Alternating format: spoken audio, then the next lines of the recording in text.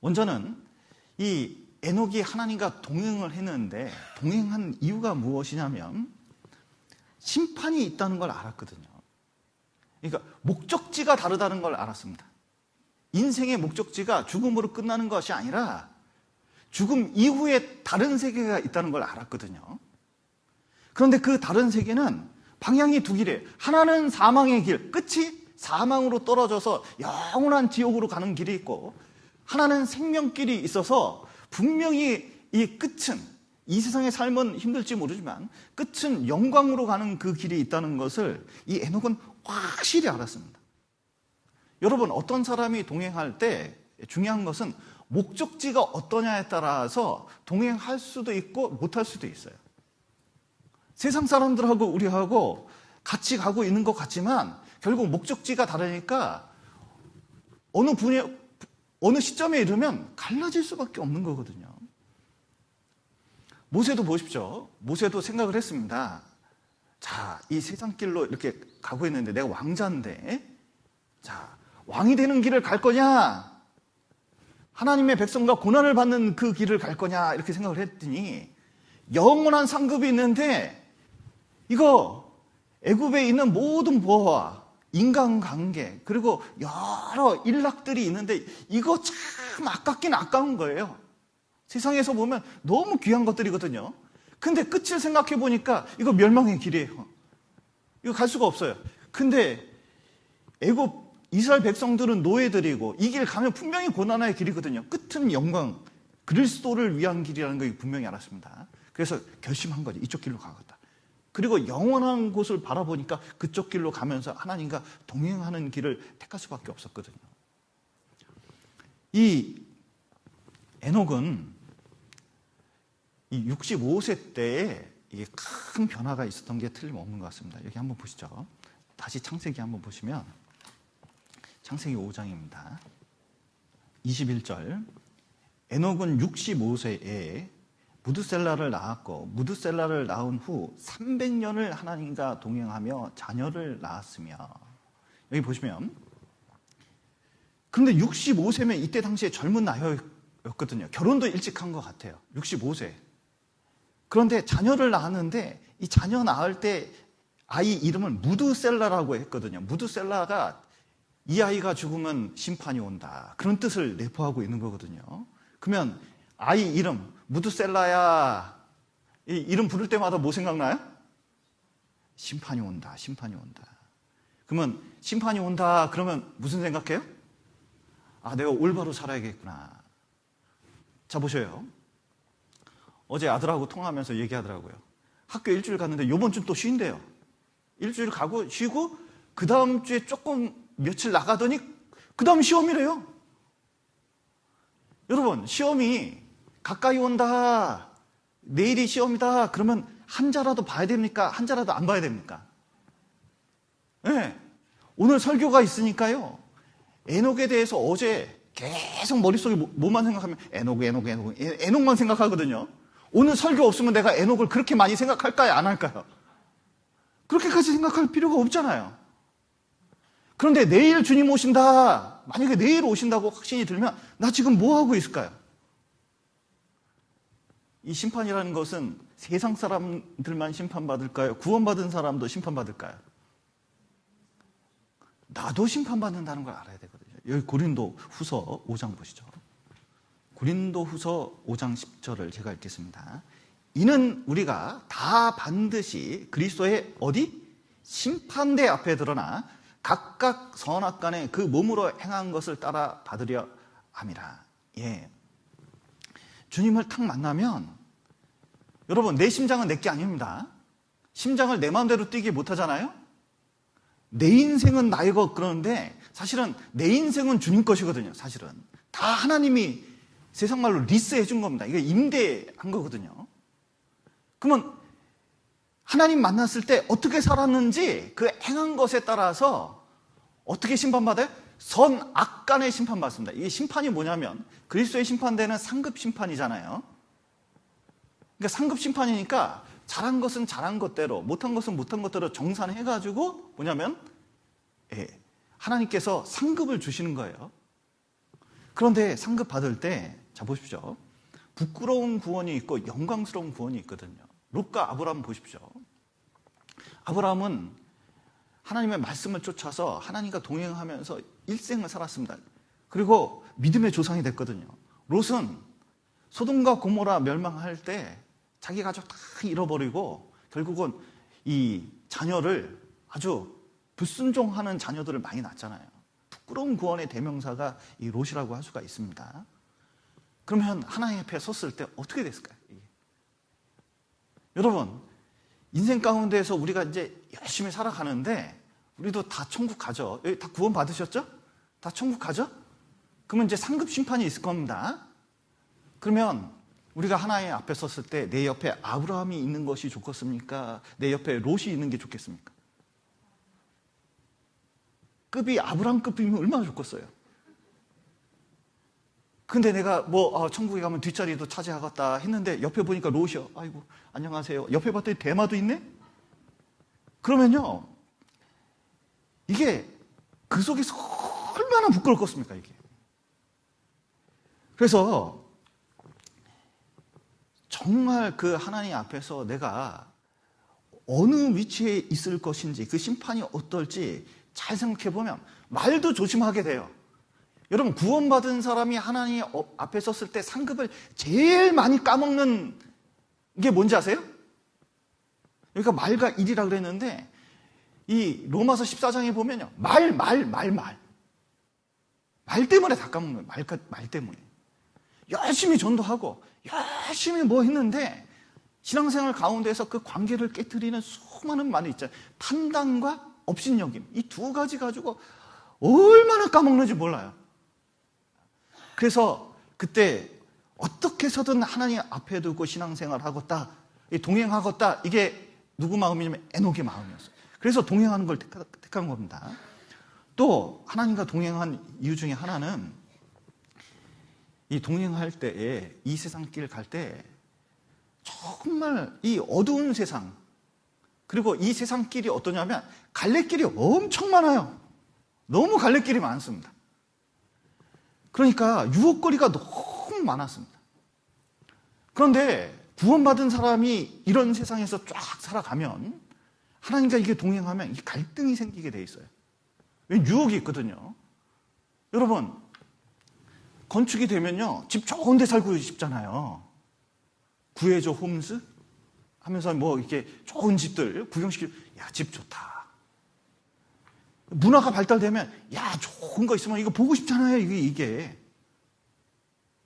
그리고 가정생활이 파괴되면 나는 어떻게 해야 되나, 막 그런 거 막 이제 상상하잖아요. 그러면 갈등이 생기는 거예요. 이 바룩이라는 사람이 있었거든요. 예레미야 대서하던 사람입니다. 이 글을 써주는 사람이에요.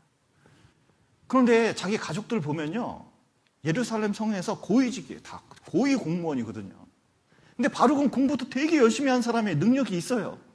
근데 예레미야 쫓아다니다 보니까 막 이제 적다 보니까요, 잘 살겠습니까? 못 살겠습니까? 못 살아도 이렇게 못 사는 게 없어요. 이게 너무 힘들어요. 예레미야 고난 많이 받는데 자기도 고난 많이 받아야 돼요. 그러다 생각이 난 거예요. 야, 이거 좀 심하지 않냐, 이거. 집안이 다 떵떵거리고 사는데 나만 이러냐. 그런데 예레미야 45장이 이 바룩을 위해서 기록됐거든요. 예레미야 보시겠습니다. 예레미야 45장 5절 보겠습니다. 5절. 하나님께서 이 바룩에게 직접 하신 말씀입니다. 내가 너를 위하여 대사를 경영하느냐? 그것을 경영하지 말라. 보라, 내가 모든 육체에게 재앙을 내리리라. 그러나 너는 가는 모든 곳에서는 내가 너로 생명 얻기를 노량물 얻는 것 같게 하리라. 여호와의 말이니라 하셨느니라. 자, 바룩이 네가 너를 위해서 대사를 경영하느냐? 공무원 되려고? 그거 하지 마라. 지금 해야 되는 것은 생명 구하는 거다. 생명 구하는 게 이게 중요한 거다. 왜 그러냐? 지금 이스라엘은 바벨론에서 확실히 멸망할 건데, 멸망하면 고위 공무원부터 죽는 거거든요. 고위 공무원부터 잡혀가는 거거든요. 그러면 자기 잡혀가면 하나님 일, 대소하는 일, 예레미야 함께하는 일, 이거 다 망하는 거예요. 그거 경영하지 마라. 진짜 중요한 것은 하나님 말씀 전하는 거다. 생명 거하는 거다. 한 명이라도 건져라. 이 바룩이 고쳐먹었거든요. 스펄전이 17살 때인가부터 이 말씀을 전했나, 19살 때부터인가 전했나 그래요. 근데 젊은 사람이 설교를 하는데 설교를 너무 잘해서 그래도 꽤 많이 모였어요. 근데 이제 문제가 된 게 자꾸 얘기합니다. 스펄전 고졸이래. 못 배웠어. 자꾸 이게 소문이 나는 거예요. 근데 못 배웠어도 이 D.L. 무디는 초등학교밖에 안 나왔거든요. 그래서 스펄전도 고졸이에요. 그러니까 그런데 이 두 사람이 얼마나 책을 많이 읽었는지요.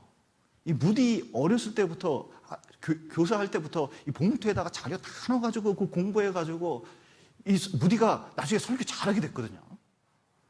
스펄전도요.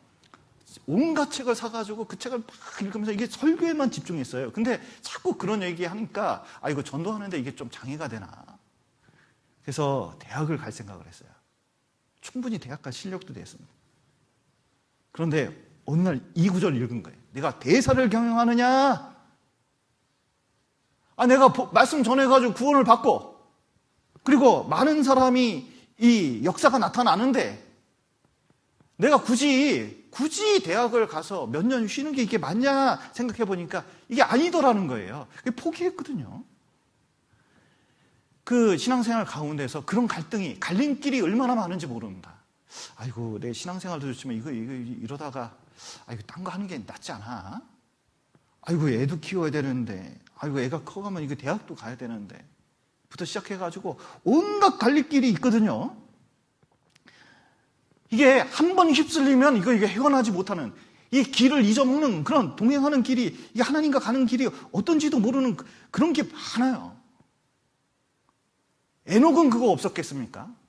에녹은 하나님과 동행하는데 이게 힘들지 않았겠어요? 300년 동안 가는데 그런데 에녹은 딱 한 가지만 본 거예요. 동행하는 데만 집중한 거거든요. 딴 거 안 봤거든요.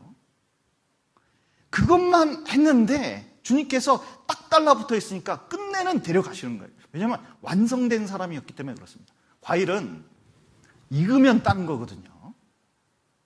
안 익으면 놔두잖아요. 에녹은 아무리 봐도 신앙이 완전히 익었기 때문에 데려가도 충분한 사람이 된 겁니다.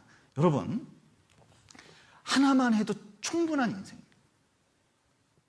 그리고 하나님과 동행한다는 뜻은 말씀을 쫓는 거거든요. 여기 창세기 12장 보시겠습니다.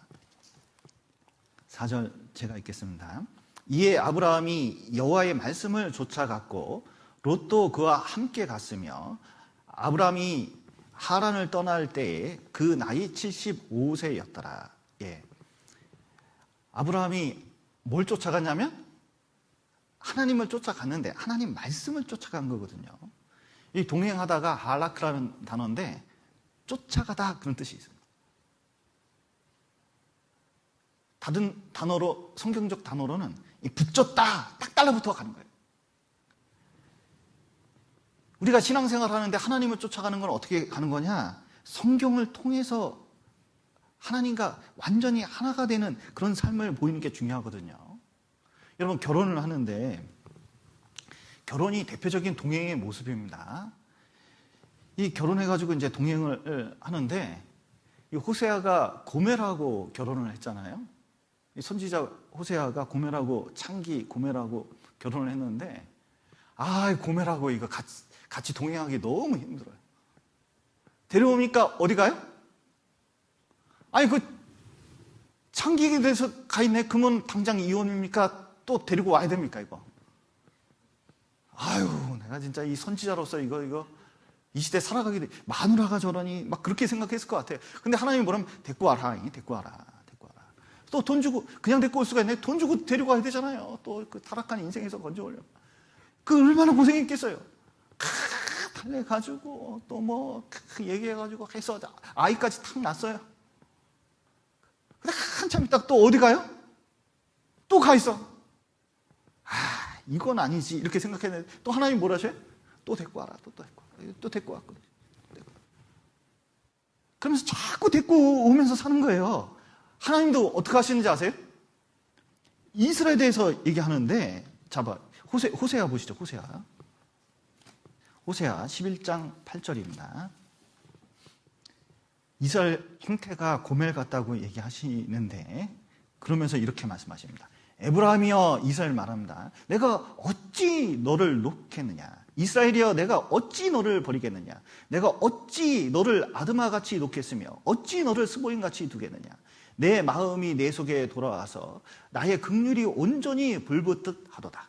예, 얼마나 사랑하는지 그렇게 죄를 져도 버리지 못하는 분이 하나님이셔요. 구원받은 사람 절대로 놓지 않습니다. 근데 문제는 뭐냐면 누가 자꾸 사고 쳐요? 신부가 자꾸 집 나가려고 그래요. 죄 짓는 곳으로 가려고 그래요. 이스라엘도 마찬가지입니다. 광야에 나갔습니다. 자, 광야에 나가가지고 이제 가나안 땅까지 구름기둥, 불기둥 앞에 보는 거 쫓아가기만 하면 돼요. 그게 신앙생활이에요. 복잡하지 않아요. 신앙생활 아주 단순하잖아요. 근데 쫓아가다가 먹을 거 없고 그리고 마실 거 없으면 항상 뭐래요? 아이고, 애굽에서 그때는 진짜 참 고기에다가 삼겹살에다가 된장 발라가지고 부추와 왜 이런 거 넣어가 수박도 뭐 있고 해서 그냥 그것도 그냥 무료로 줬는데, 여러분, 노예할 때 무료로 밥 줍니다. 무료로 밥 줘요. 근데 그때 지긋지긋한 생활이었거든요. 구원받기 전의 생활은 이게 사실은 알고 보면 죄의 길이었고 그 죄에 대한 고통이 난무하던 것이었습니다. 그때가 절대 좋은 게 아니에요. 사람은 옛날이 좋다고 자꾸 생각하는데 가만히 생각해 보셔요. 지금 여러분 어렸을 때나 옛날로 돌아가면 좋겠습니까? 가만히 생각해 보니까 되게 어렵겠습니까? 가만히 생각해 보셔요. 제가 학창 시절로 돌아가면 좋겠다. 가끔 문득 그럴 때가 있거든요. 가만히 생각해 보니까 시험 봐야 돼요. 그때처럼 공부를 못하겠어요. 지금 생각해보니까 진짜 못하겠어요. 그런데 자꾸 뒤돌아보는 거예요. 자꾸 뒤를 가려고 그러거든요. 그러니까 하나님 쫓아가기에 동행하기에 되게 힘들었던 거죠. 여러분, 하나님 동행하면 어려울 수 있습니다. 힘들 수 있어요. 물 없을 때도 있고 먹을 게 없을 때도 있어요. 편안하지 않을 때도 있습니다. 그런데 동행하면서 편안한 거, 누리는 거, 자꾸 이제 남들처럼 뭐 좀 했으면 좋겠다. 그래서 남들처럼이 뭔데요? 한번 생각해 봅시다. 이렇게 해보면 좀 집이 있고, 그 다음에 이제 자동차 한 대 있고, 그냥 꼬박꼬박 남편 월급 갖다 주고, 애들도 그냥 정상적으로 자라서 성적 그냥 대충 한 반에서 1, 2등 정도 하고. 그러면 내 마음이 얼마나 안심되겠어요? 그게 보통 삶입니까? 특별한 삶입니까? 생각보다 내가 원하는 게요, 굉장히 특별하고 소수만 누리는 거예요. 이 세상 다 고난입니다. 어려운 거예요. 구원 안 받아도 엄청 어려운 겁니다. 근데 진짜 가치 있는 삶이 뭐냐? 말씀 쫓아가는 거거든요. 거기서 힘 얻어서 살아가는 거거든요. 이거 깨달아야 되거든요. 말씀 깨닫고 말씀대로 살아가는 게 이게 가치 있다는 거 알아야 됩니다. 아모스 성경에 보면 두 사람이 의합치 못하고야 어찌 동행하십니까? 뜻이 다르면, 결혼해도 뜻 다르면요, 딴 여자한테 마음 먹으면 이거 찢어지는 거잖아요. 사업하다가 뜻이 다르면 이거 찢어지는 거거든요. 신앙생활도 엉뚱한 데 보면 이게 하나님과 동행 못하는 길로 가는 경우가 얼마나 많은지 몰라요. 근데 뜻 알면 돌이키게 돼 있어요. 링컨이 남북전쟁이 있을 때 남군하고 전쟁하면서 기도를 하는데, 하나님이 우리와 함께 해달라고 기도합시다. 어떤 사람이 이렇게 얘기하니까 그렇게 기도하지 말고 하나님이 우리와 함께 하는 게 아니라 우리가 하나님과 함께 할 수 있도록 기도해달라고. 우리가 이 전쟁 중에 하나님과 벗어난 일을 하는 게 아니라 하나님과 함께 할 수 있도록. 그러면 분명히 이길 수 있다. 우리도 마찬가지입니다. 성경 뜻에 맞추고 마음과 뜻과 생각을 여러 유혹 가운데서 이 말씀에 맞추는 게 얼마나 중요한지 몰라요. 말씀이 하나님입니다. 그렇기 때문에 하나님과 동행하는 것은 말씀과 동행하는 일이기 때문에 여러분, 말씀을 자세히 읽어야 돼요. 신앙생활 오래돼도 말씀 많이 아는 게 아닙니다. 말씀, 이 적은 말씀도 깨보면요, 그 안에 얼마나 많은 게 있는지 몰라요. 이게 심오함을 이루 말할 수가 없어요. 저는 교회 학교, 구원받고 교회 학교 할 때는 애들에게 공과를 하려고 성경을 연구할 거 아니에요? 하는데요, 그때 교회 학교 한 6년, 7년 되니까요, 성경을 좀 제법 안다고 생각을 했어요. 근데 광주교회 전도인실 탁 들어가니까요, 야, 전도인의 세계가 무림의 세계대요. 알고 봤더니 이 은둔 고수들이 있는 거예요. 이 고수들이. 아, 이게 진짜 이게 대단한 고수들이 여기 있구나, 이렇게 생각을 했거든요. 알고 봤더니 그 뒤에 더 대단한 고수들이 있어요. 어디 무협지에 보면 산에 갔더니 너무 고수라서 말할 수 없는 고수들이 숨어 있는 경우가 있잖아요. 전도인의 세계가 그렇더라고요. 알고 봤더니 말씀의 세계가 그래요. 말씀은 무궁무진하거든요. 내가 안다고 할 수가 없어요. 그 겸손한 자세로 보면요, 진짜 그 안에 그 뜻이 무엇인지 알고 그 마음을 합하기까지가 어렵거든요. 다윗이 칭찬받은 이유가 뭡니까? 여러 가지 도덕적인 문제도 있었고 여러 가지 어려움도 있었습니다. 그런데 그때마다 마음을 하나님과 합했거든요. 그 합하는 자세 중에 하나가 뭐냐면, 사무엘상 23장에 보면 이거 나옵니다. 블레셋하고 전투하는데 하나님께 여쭤봅니다. 이 블레셋 사람을 치리까? 그러니까 하나님이 쳐. 지금 쳐야 돼. 쳐서 이겼거든요. 자, 그 다음 블레셋하고 전쟁합니다. 그럼 관성대로 그냥 치면 될 것 같은데, 또 칠 때 뭐냐면 다시 묻자오되, 다시가 중요합니다. 다시 묻자. 주님, 이거 칠까요? 그랬더니 치지 말고 이게 숲이 움직일 때, 소리 날 때 그때 쳐이. 방법이 틀려요. 여러분, 학예 수양회도 그리고 전도 집회도 다 똑같은 것 같지만 그때마다 틀려요. 그러니까 성경 강연할 때마다 얼마나 기도해야 되는지 몰라요. 이게 할 수 있도록. 주님도, 예수님도 하나님이십니다. 자기 뜻이 있으셨어요. 그런데 하나님 말씀 앞에서 십자가 앞두고 어떻게 했어요? 내 뜻대로 마옵시고 아버지 뜻대로 해달라고, 그 뜻을 합해달라고 얼마나 땀방울이 핏방울이 되도록, 진짜 그것이 내 마음이 되도록 간절히 기도하고 딱 하나가 된 겁니다. 그게 동행이죠. 여러분, 말씀 앞에 보면요, 내 뜻하고 틀린 게 많아가지고 진짜 이거 해야 되나 싶을 때도 있는데, 그때 하는 게 이게 진짜 동행이거든요. 에녹이 그랬습니다. 여러분, 지금 있는 남편하고 30년 동행하고도 쉽지 않죠. 에녹은 하나님과 300년 동행을 했는데, 여러분, 남편하고 살면서도 자기 뜻 죽여야 될 때도 얼마나 많아요.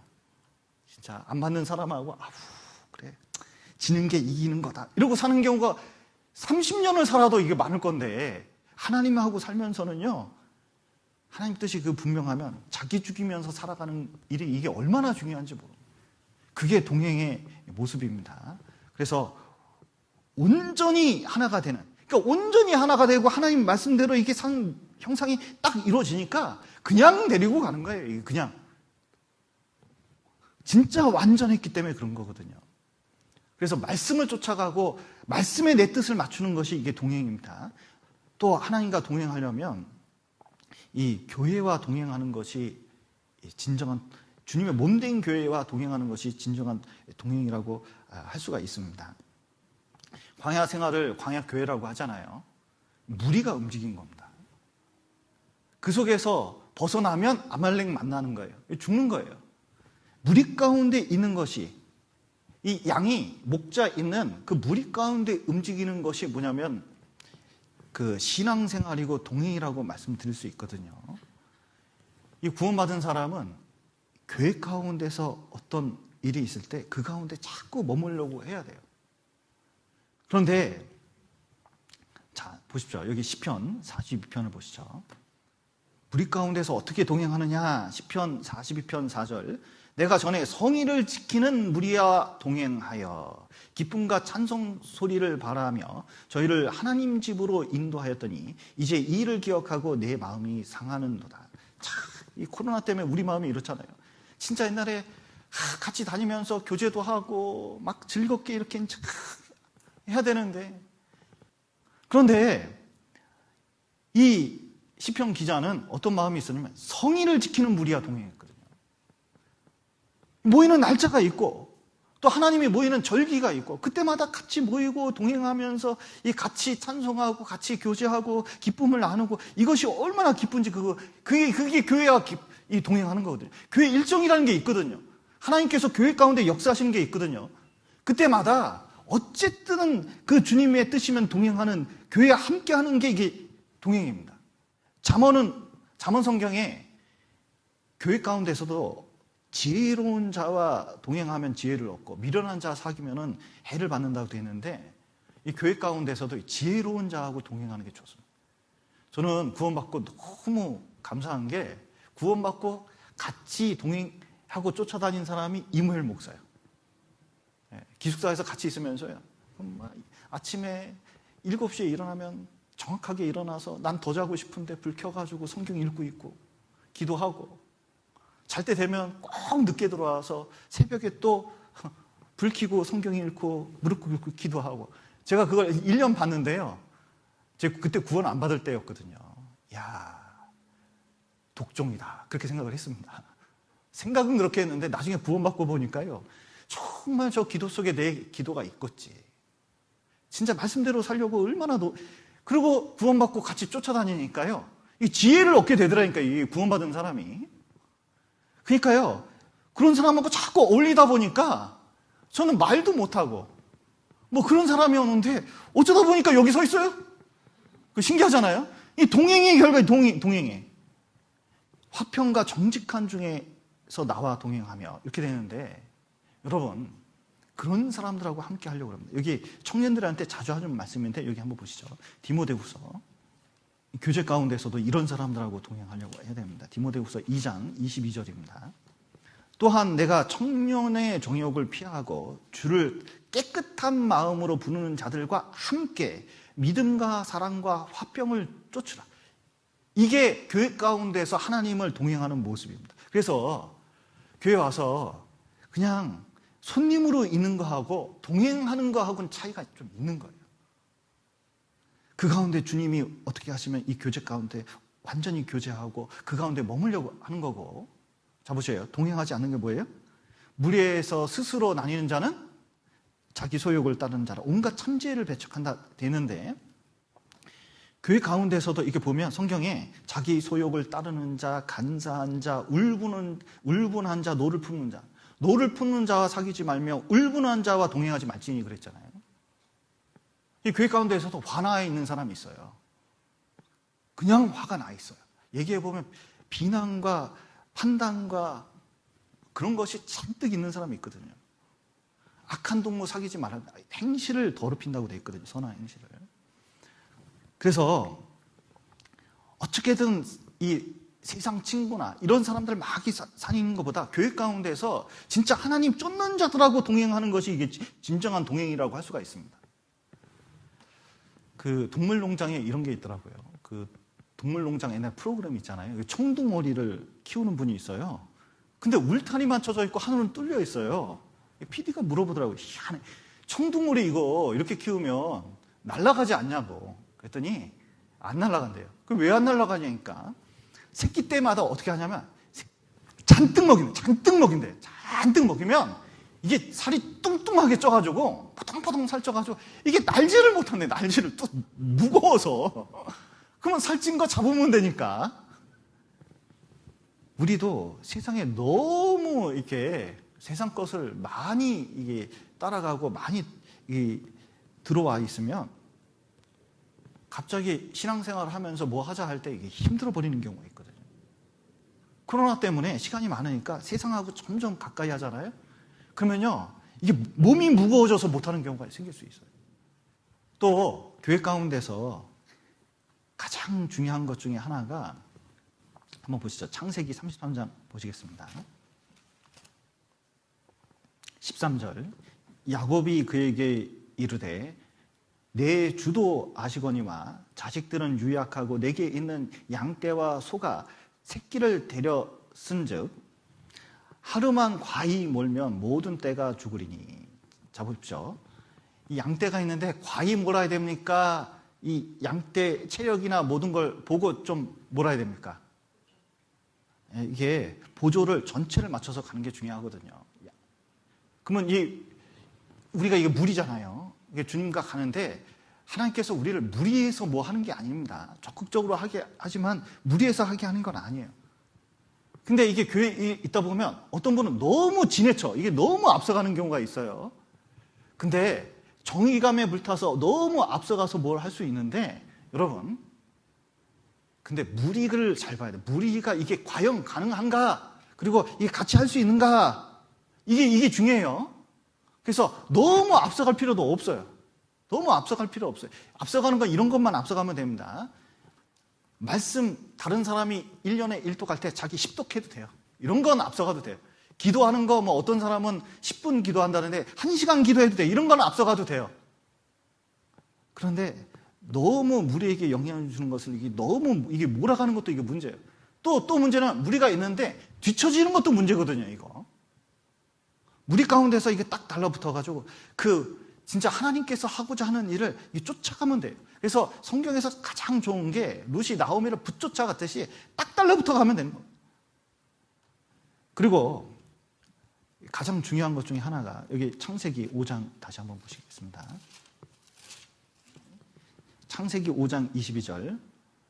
무드셀라를 낳은 후 300년을 하나님과 동행하며 자녀를 낳았으며, 이렇게 되어 있는데, 자, 에녹은 산에서 살았을까요? 정상적인 생활을 했을까요? 무드셀라를 낳아서 정상적인 가정생활을 했습니다.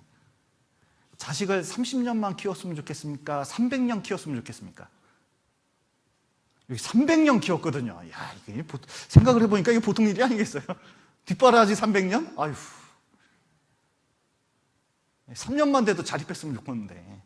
그런데 300년 동안 일상 속에서 뭐냐면은 이 세상과 구별돼 가지고 신앙생활을 했다는 거예요. 여러분, 내장산에 가면 스님들 자꾸 뵈는데 그 사람들 보면서 이렇게 많이 좋게는 안 보여요.